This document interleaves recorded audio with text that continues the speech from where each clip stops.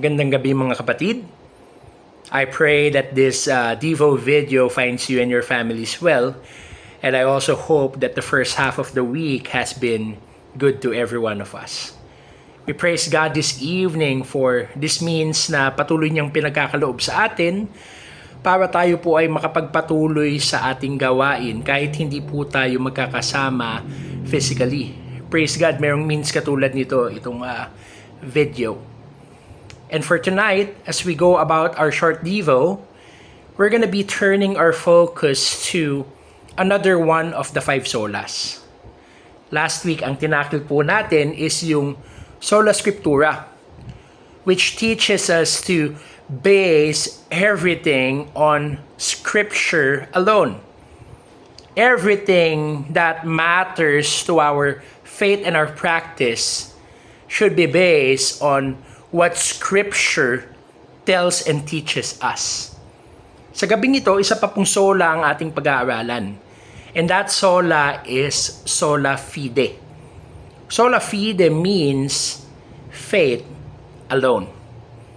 And sola fide is important because it is one of the distinguishing characteristics or key points that separate the true biblical gospel from false gospels. Ang at stake po dito sa pagtayo natin sa doktrinang ito is the gospel itself. And with that being said, getting this right then is therefore a matter of eternal life or eternal death. This draws a dividing line between the saved and the unsaved. Those who are of Christ and those who are not of Christ. So napakahalaga mga kapatid na maunawaan natin ang doktrinang ito. Maunawaan natin na when it comes to salvation, we are given salvation we receive salvation by faith alone. Going back to the thought of getting the gospel right, getting the gospel right is of such importance that the Apostle Paul would write in Galatians chapter 1 verse 9, he says, "As we have already said, so now I say again, if anybody is preaching to you a gospel other than what you have accepted, let him be eternally accursed." In other translations, ang sabi nga po, let him be anathema. Kumbaga, cursed to the uttermost.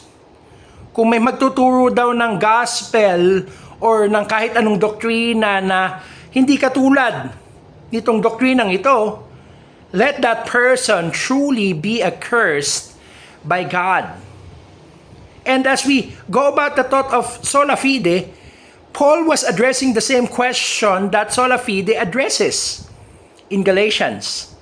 On what basis is humanity declared by God justified? Ano po ba ang basis ng ating justification? Is it by faith alone? Or is it by faith combined with works? Ang kasagutan mga kapatid, Paul makes it clear in Galatians and even in the book of Romans that man is justified by faith in Christ, not by observing the law. Makikita po natin yan, sinulat ni Pablo sa Galatians chapter 2 verse 16. And the rest of scriptures agrees with that truth. We are justified by faith in Jesus, not by our performance and our observance of the law. We are justified by faith alone. As some of you may know already, sola fide or faith alone is a key point of difference between Protestants and Catholics. Pagdating po sa ating mga Protestante, we believe that it is by faith alone. And we know that on the adverse, the Roman Catholic Church believed that yes, it is by faith, but there's a whole lot of good works that needs to be involved when it comes to salvation.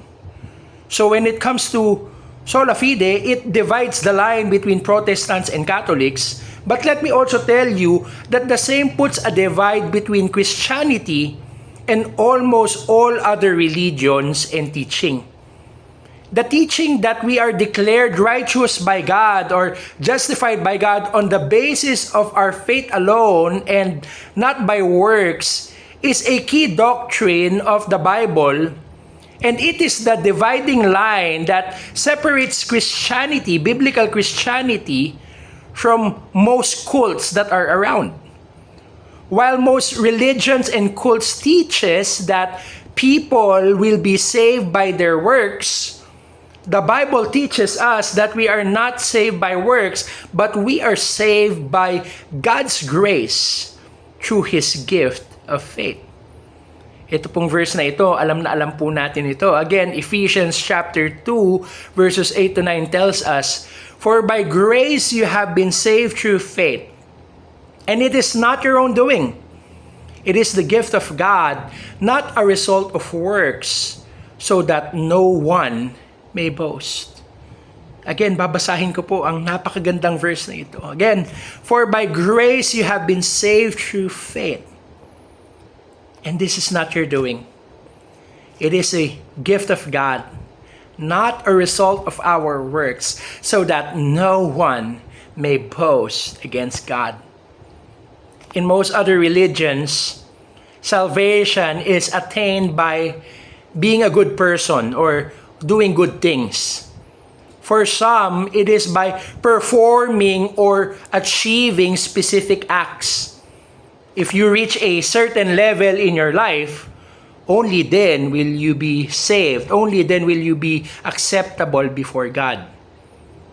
Yun po ang tinuturo ng maraming religion or when it comes to the religions of the world.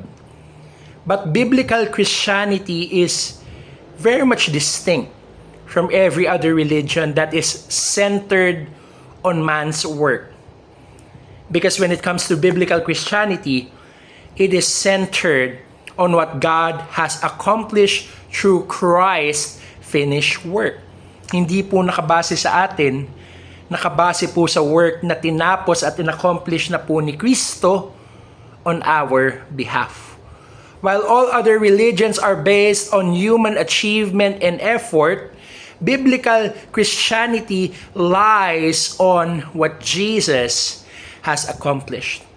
And I submit to you, those who reject sola fide are not only embracing a false gospel, but they are also rejecting the only gospel that can save them.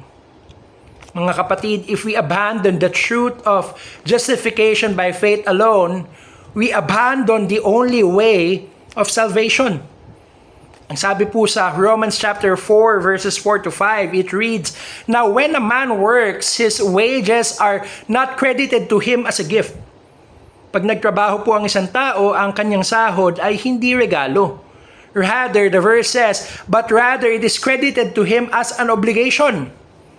However, to the man who does not work but trusts God, who justifies the wicked, his faith is credited as righteousness.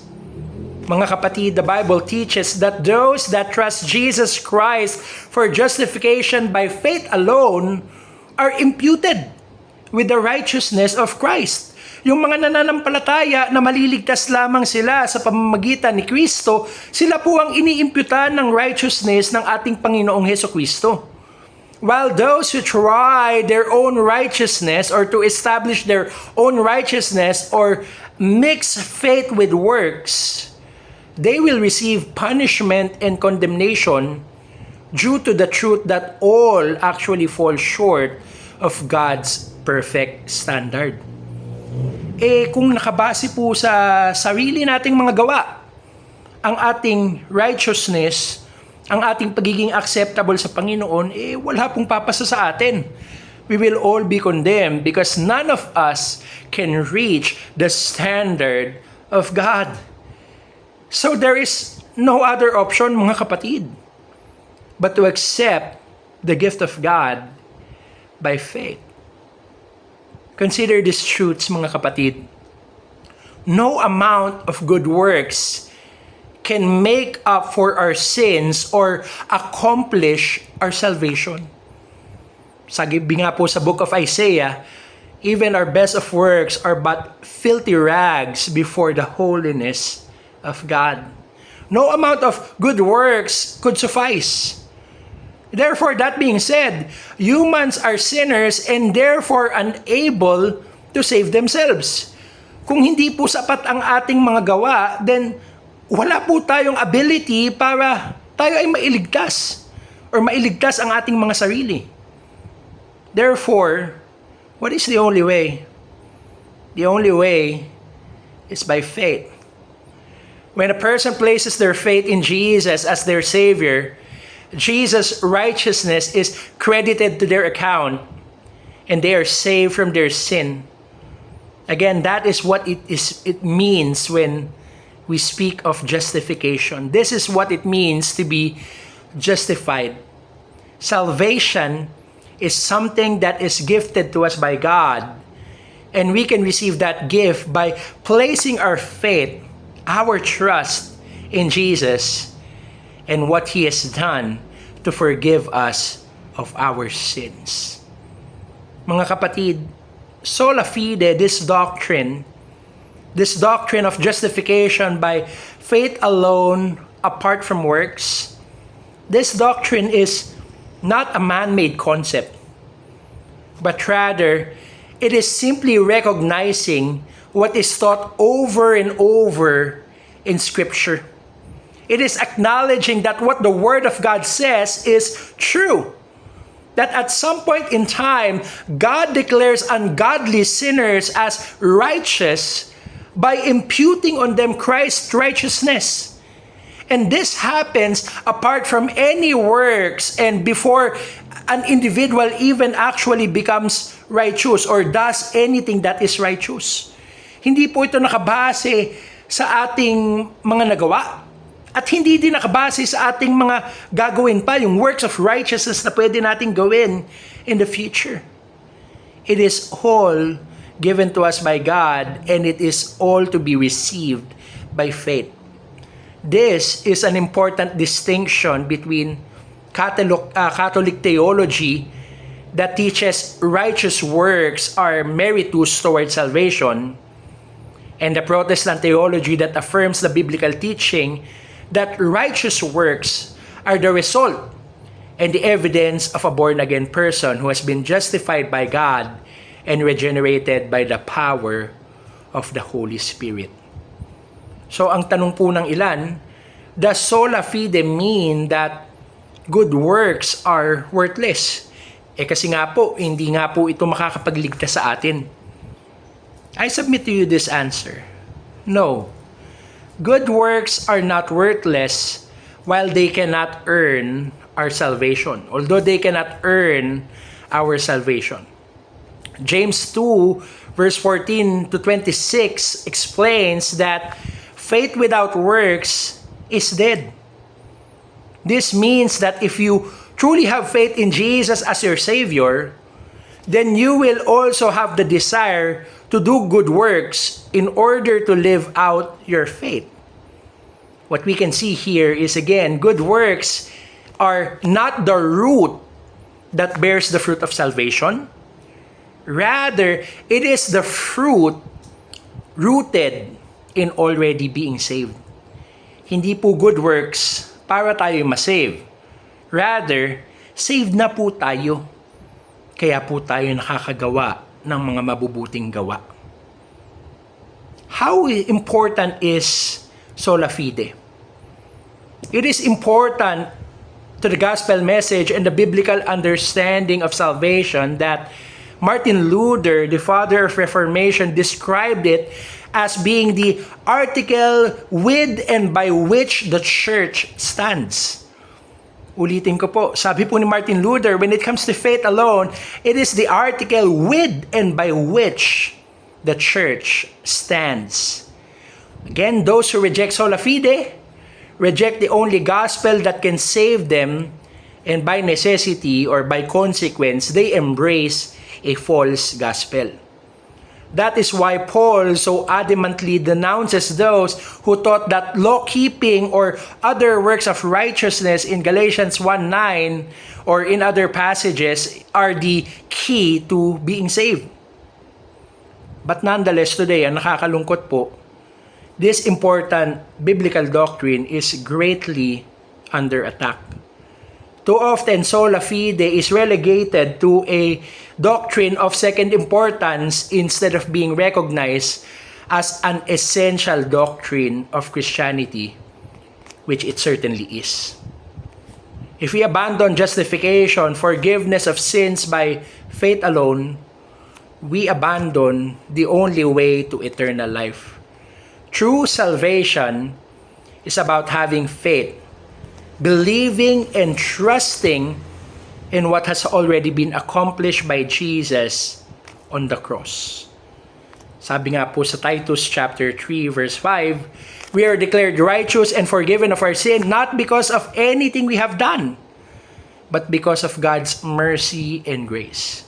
It is a gift that we simply receive by faith.